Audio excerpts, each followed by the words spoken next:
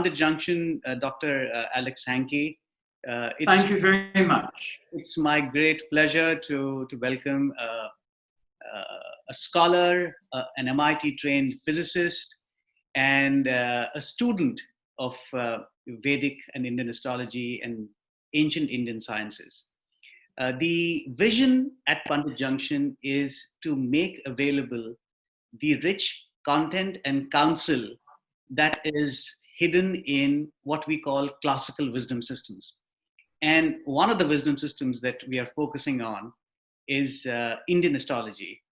And it'll be interesting to know your journey of how a physicist, a theoretical scientist got attracted to this ancient wisdom system or knowledge system.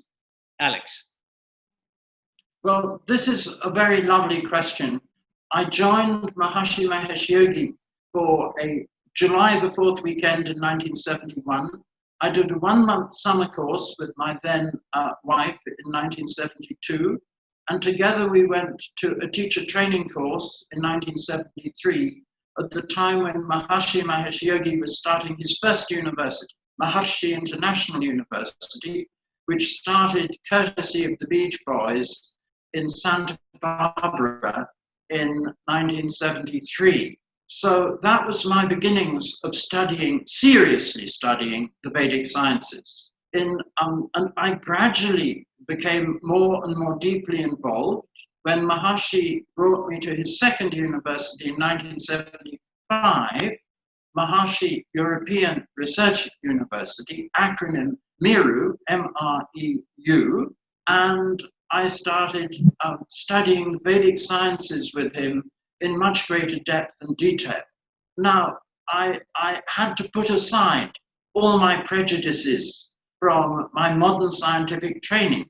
And I used to say as I approached each new subject, oh, well, this requires a state of suspended disbelief. And finally, in 1985, we started Ayurveda, which I learnt with considerable pleasure and read Charak Sanghita in translation. And then in 1987-88, I attended a course in January 1988 in Noida, in East Delhi. And we were introduced at that point to Jyotish. And I said, oh, here again I have to go into a state of suspended disbelief. But to my astonishment, it really worked. And I was forced to admit that there were things here which science absolutely didn't understand at the time, which in fact, 87, it took me 25 years to work out. And at the end of that, I became completely convinced, not only of the veracity of the Jyotish predictions, but that actually there was a very good scientific basis for Jyotish to be discovered. We at Pundit Junction believe that astrology is a tool for problem solving, and you can deliver well-being outcomes. So outcomes from a mindfulness perspective, from a emotional well-being perspective, from a health perspective. What is your view about the use of this tool? And many scientists have used it. As I've said before, I believe Sigmund Freud used astrology as a part of his therapy. How do you sort of consider the use of astrology as a problem-solving tool? Essentially, if you look after your quality of prana and pranic energy, and you understand the rules that Jyotish tells you about the values of your Annamaya kosha, which are being energized by doing meditation and pranayama at particular times. And if you attend to your Vaastu, which is very important, because different Vaastus will strengthen different grahas, And if you attend to your diet and make sure that your diet doesn't strengthen rajasic and tamasic grahas, then you can actually do yourself an immense benefit. That a combination of yoga and Ayurveda and Vaastu, and combined with a Jyotish consultation, can actually cure many, many chronic diseases which Western medicine hasn't the first idea how to cure. In general, the Vedic sciences act at a subtle level, which the Vedic sciences is called sukshma. Now, an example of what is sukshma is prana. Okay. And prana is at a subtle level, and the pranamaya kosha underlies the manamaya kosha, which is the gross physical body. And because the subtle is more powerful than the gross, and the subtle controls the gross, the Vedic sciences act on the subtle levels, and they leave the gross levels to look after themselves once the subtles, like the astrology and the pranic energy and the effect of yoga asanas and the effect of yoga meditation, which acts actually on a higher level. It acts on the manamaya kosha and on the vijnanamaya kosha, how these things have actually strengthened to resolve the problems, medical problems, in both body and mind. These methods are immensely powerful, and they act on the subtle levels of reality, which is what makes the Vedic sciences, including, may I say, Jyotisha, which acts exclusively on the subtle levels, so powerful. In Maharshi Ayurveda, started by my guru, Maharishi Mahesh Yogi, the first medical consultation is not with the doctor, it's not with an Ayurvedic doctor, it's always with the Jyotish Pundit. The Jyotish Pundit will actually give the underlying prognosis based on the person's karma.